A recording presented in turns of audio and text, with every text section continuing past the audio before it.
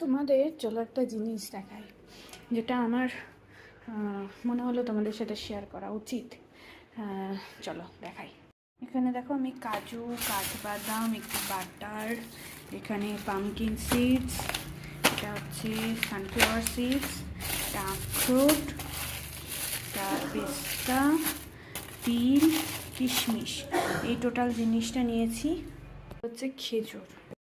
চলো রান্নাটা করতে করতে তোমাদের সাথে একটা ছোট্ট কথা শেয়ার করি।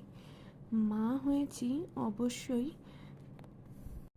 মায়ের যে দায়িত্ব, কর্তব্য, ভালোবাসা সব দিয়েই সন্তানকে আগলে রাখো, কোনো তাতে ত্রুটি রেখো না।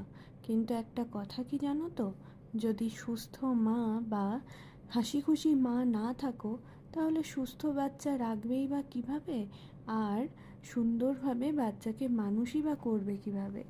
তাই সদ্যোজাত সন্তানের যত্নের সাথে সাথে একটু একটু নিজেরও যত্ন নাও, ঠিক যেমন আমি নিচ্ছি। একটু একটু করে নিজেকে তৈরি করছি, নিজেকে সুস্থ রাখছি, হাসি খুশি রাখছি।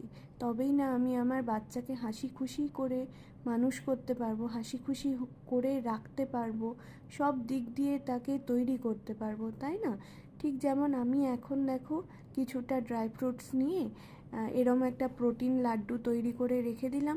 সব সময় হয়তো এই জিনিসগুলো আমার একটা একটা করে খাওয়া হয় না, কিন্তু এরম একটা লাড্ডু করে নিয়ে রেখে দিলে তাহলে হয়তো আমি সেটা তাড়াতাড়ি খেয়ে নিতে পারবো, চটজলদি খাওয়াও হবে এবং আমার শরীরের সমস্ত জিনিসগুলো চাবেও। তো এই দেখো আমি এরমভাবে নাড়ু তৈরি করে রেখেছি, তোমরাও চাইলে করতে পারো।